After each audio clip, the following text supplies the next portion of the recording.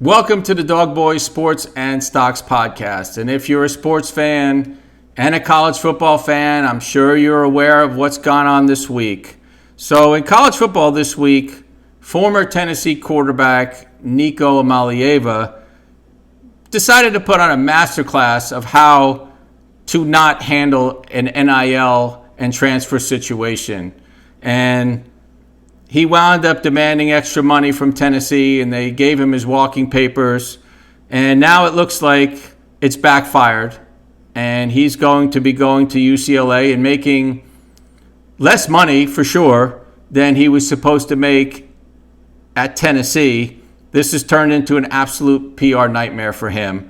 The other thing is, besides him making about half the money at UCLA that he was supposed to make at Tennessee, the one thing you have to consider, besides the actual amount, is now he's going to be going to a state in California that has a 12% state income tax, as opposed to in Tennessee, where there is no state income tax. He's also going to be paying living expenses that are roughly 70% higher in California than Tennessee. So that is something, too, that you can't overlook. It's not only the money, but it's now how much of the money you're going to have left after taxes and your living expenses.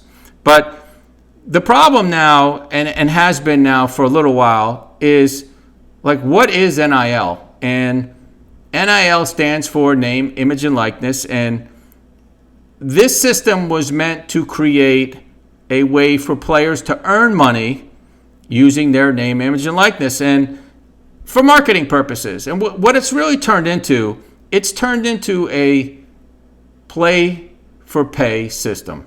And that's never what it intended to be.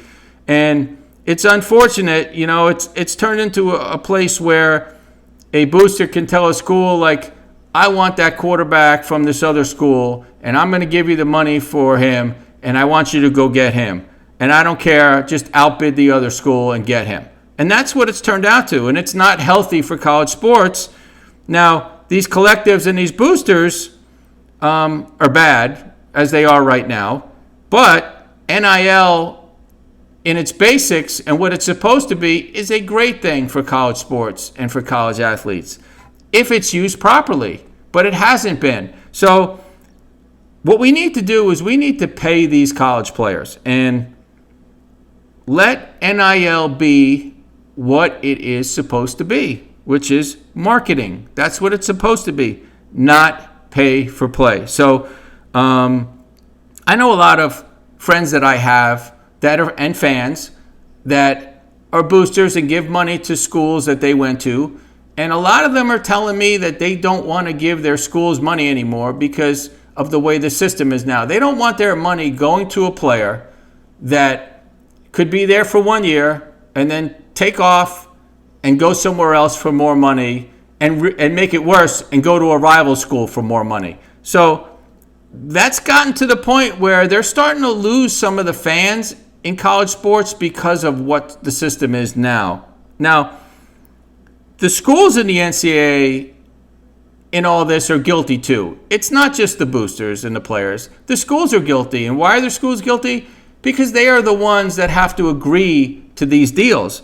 They're the ones that really have set the market in some ways for a lot of these players by accepting some of these crazy deals. And you know what it is with any kind of market for anything. It's what someone is willing to pay for it. And these schools are willing to pay this exorbitant amount of money for players, then what's going to happen? It's going to keep happening. So the House settlement that's going to be coming along soon should hopefully change things, at least temporarily, but there will be revenue sharing in this new settlement, and schools will be signing players to contracts. That's the way it's supposed to be.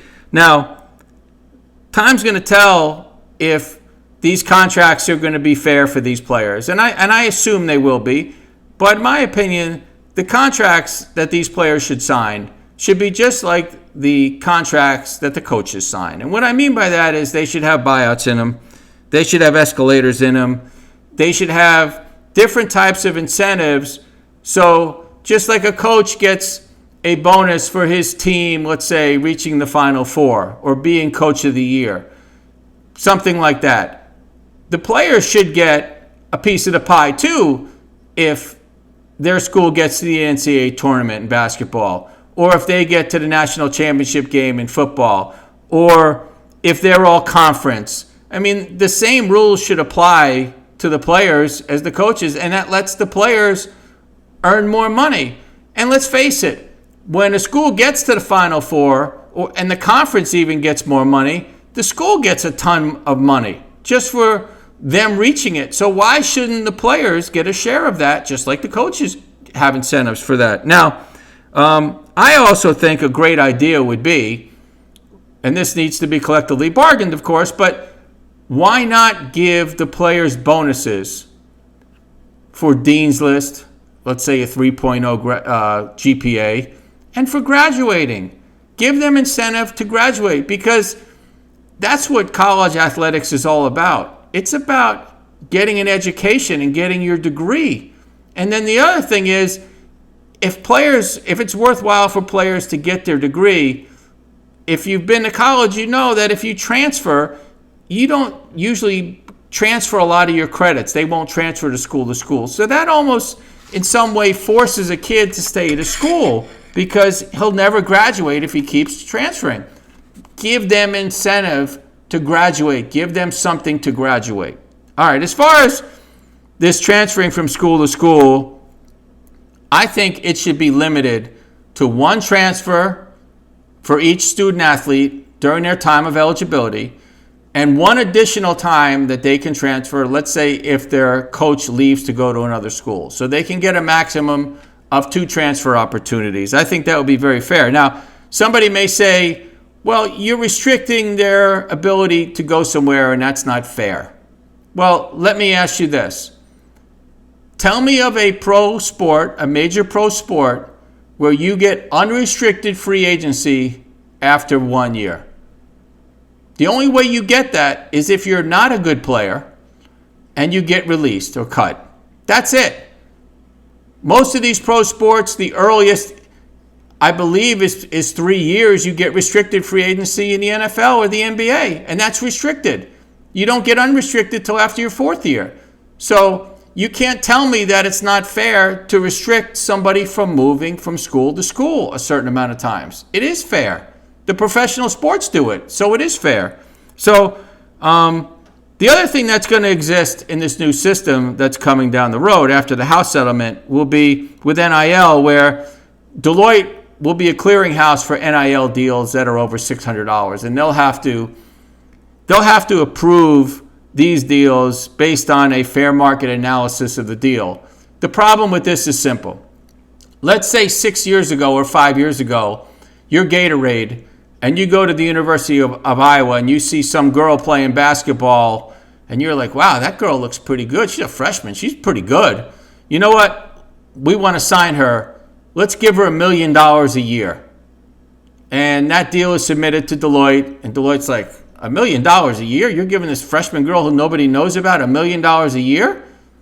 Well, if you look at it now, that $1 million a year would have been a bargain for Gatorade, because she's worth a lot more than that. So who's to say that Deloitte should be the one to judge what a player will be worth at some point in time?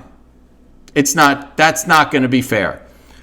As a former agent, I will tell you that there needs to be structure in place as far as these players moving and the NIL and everything. And I think a lot of it starts with getting commissioners in these sports. You need a football commissioner for the NCAA. You need a basketball commissioner, and so on and so on and so on. You need somebody to regulate these sports and collectively bargain with these athletes and put rules and standards in place for these players. I mean, that's the way it has to be. Also, as a former agent, I will tell you that regardless of whatever rules that they put in, there's going to be workarounds the system. It always happens. And I remember that when the NFL collectively bargained and there was free agency put in, and there were different terms as far as the years of eligibility and everything like that, and a lot of people were like, okay, that's good, but wait a minute, we have a salary cap now too. Well, a lot of people said, oh boy, you have free agency, but now you have a salary cap, so these teams can't spend a lot of money. Well, there were ways that the agents came up with to circumvent all that, which was basically small base salaries on a 7-year contract and large signing bonuses, which were better for the player because they got all the money up front, and they had more security that way. So, and it was better for the agents too because they got paid their fees quicker. So it worked out well for the players and the agents, where everyone said that the salary cap was going to be bad. So another way was like in the NFL, where agents started using not likely to be earned incentives, which count differently towards the cap than a regular incentive. That was another way to circumvent the cap a little bit. So my point is that there will always be workarounds in the system, and the schools will come up with it, the boosters will come up with it. It's not going to make a difference, but at least there will be some structure in college sports if they collectively bargain it, which is what's really needed. I'm not sure this will happen, but who knows? Maybe we'll get back to the days where players are handed little white envelopes with cash in them again. Who knows? I hope not, but who knows? Anyway, I hope you enjoyed this episode of the Dog Boy Sports and Stocks podcast, and I'll see you next time.